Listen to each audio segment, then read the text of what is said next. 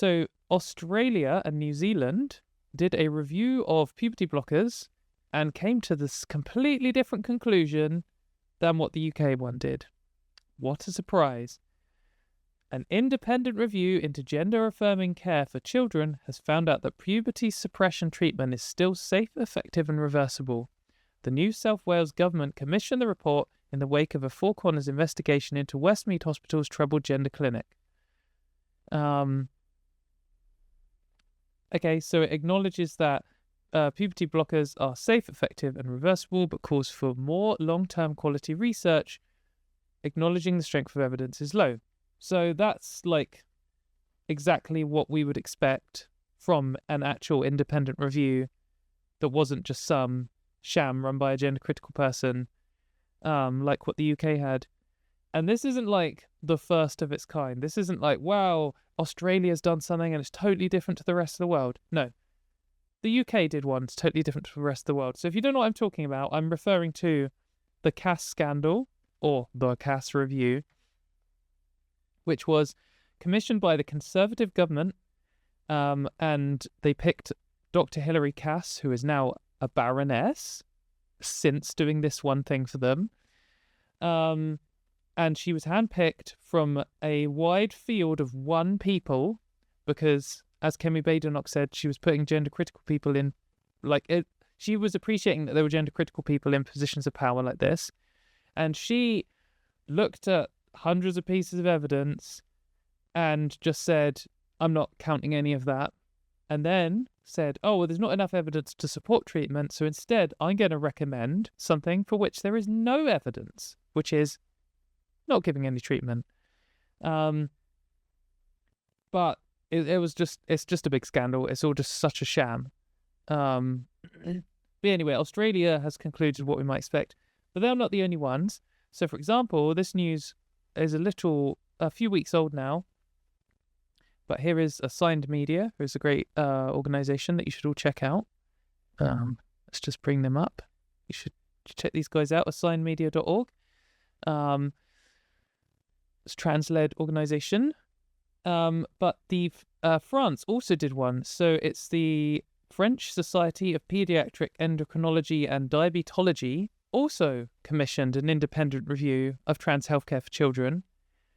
And it came to exactly the same conclusion that the Australian one did, which is completely different to what the UK one did.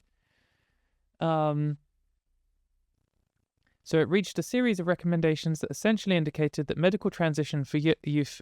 that's the Cass review. The Cass report reached a series of recommendations that essentially indicated that medical transition for youth should be all but eliminated. But the French Society of Pediatric Endocrinology and Diabetology, SFEDP, did its own one and came to the exact opposite conclusion. A consensus position was reached regarding the multi-professional nature of support for trans youth, the prescription of molecules aimed at inhibiting endogenous hormone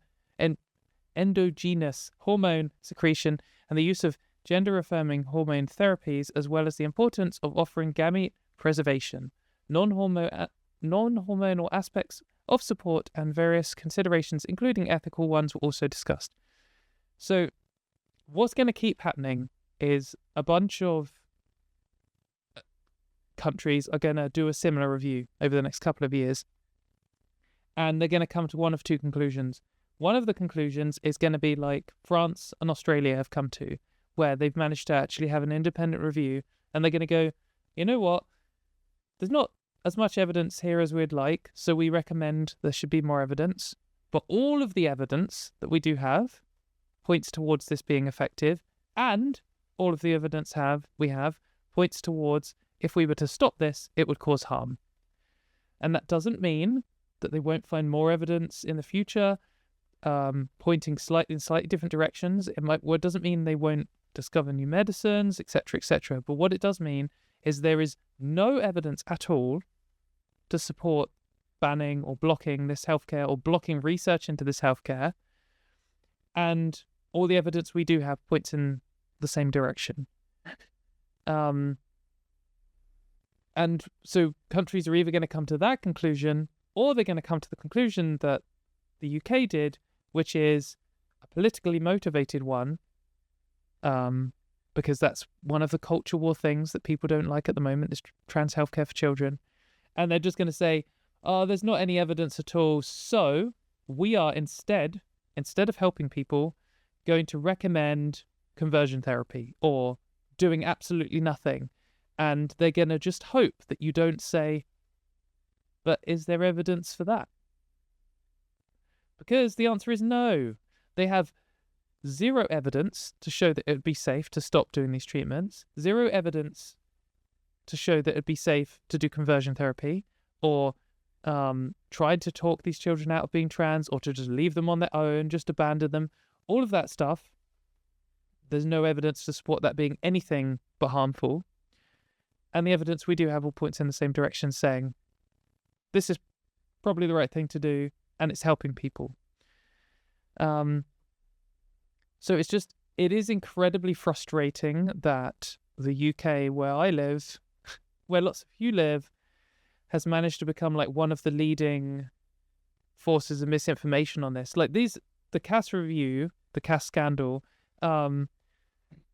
regardless of it being clearly politically motivated and just rubbish, it's still the output of like the UK, which is still something that countries have to take with some credibility. So they're all going to have to reference this, and we were just one of the first to put out this round of reviews. But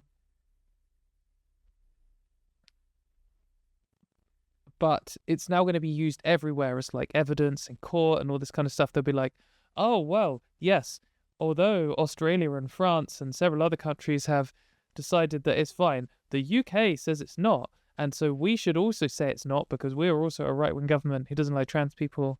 So, I don't know, I expect that some other countries, maybe, for example, maybe Italy, where they were to hold a review, I wouldn't really trust them to do a independent review right now.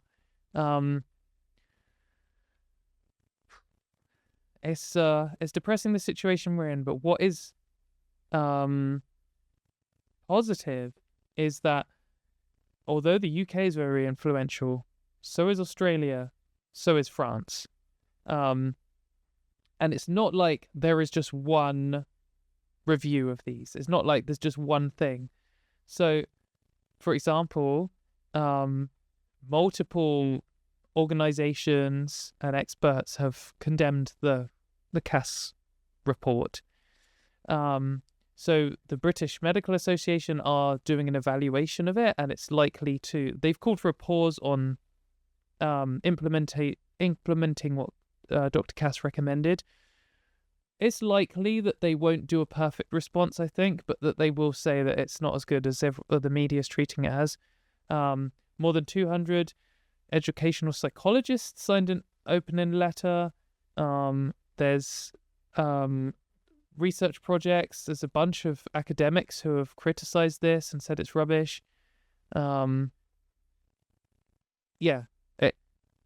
are people fighting back at this. I know it can seem very frustrating. Like, you see this big boulder coming, and it's coming quite fast, and it's like, seems totally unstoppable. And you're saying to people, look, the Cass review is going to be a sham.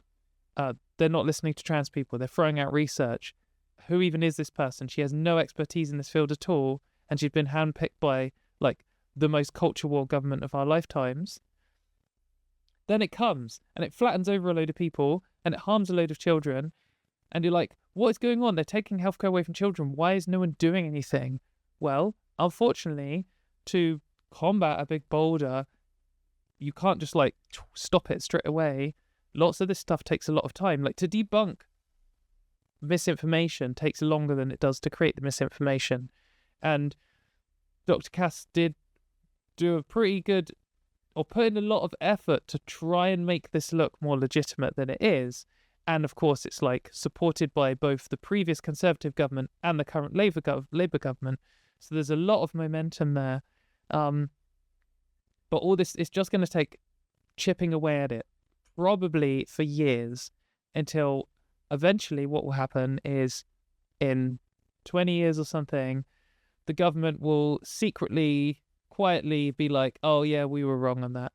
And then they'll just drop it and pretend that it doesn't matter, and all the politicians who supported it today will just pretend that they didn't. It's going to be tedious, and it is horrible, but things are happening. We can't feel crushed by this. This isn't the end. It's not the end of trans healthcare ever. This is a temporary block in the UK which is going to cause real serious harm and ruin real children's lives. But then we're going to fight back and overthrow it like we have before. So hang in there, everyone. It is a little bit depressing, but yeah, so Grimbeard here saying, if the Cass review was submitted to a credible academic journal as a systematic review paper, it would not pass peer review. Yeah, it is rubbish. Like, I've seen a lot of people criticising the style of language, the tone, the quality of the writing and everything, as well as obviously just like completely dismissing studies arbitrarily and just saying they're not going to be taken into account. Yeah, it is pretty terrible all around.